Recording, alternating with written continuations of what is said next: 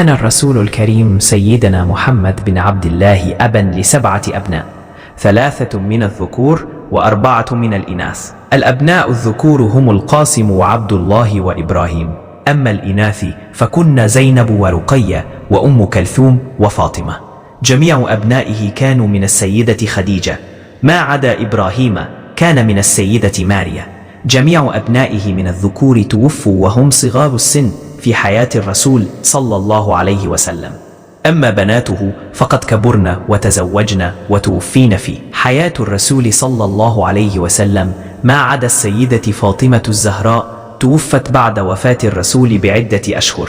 وكان النبي صلى الله عليه وسلم جدا ل8 من الأحفاد، 5 منهم من السيدة فاطمة الزهراء وزوجها علي ابن أبي طالب، وهم الحسن والحسين ومحسن وأم كلثوم وزينب، و2 من الأحفاد من السيدة زينب وزوجها أبي العاص، وهم علي وأمامة، وحفيد واحد من السيدة رقية وزوجها عثمان ابن عفان وهو عبد الله.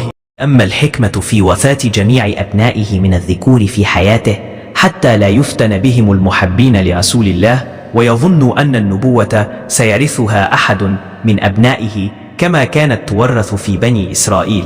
لقد تحمل الرسول صلى الله عليه وسلم ما لا يتحمله بشر لفراق أبنائه، وهم في سن الطفولة بالنسبة لأبنائه من الذكور، أو في سن الشباب بالنسبة لأبنائه من الإناث، ولكنه كان يعلم أن هذا هو أمر الله، كما جاء في الحديث الشريف عند توديعه لابنه إبراهيم من السيدة ماريا: إن العين تدمع والقلب يحزن ولا نقول إلا ما يرضى ربنا، وإنا بفراقك يا إبراهيم لمحزونون.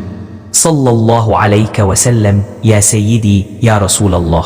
المسلم الجميل يجب أن يعلم ويفهم كيف كانت حياة الرسول صلى الله عليه وسلم.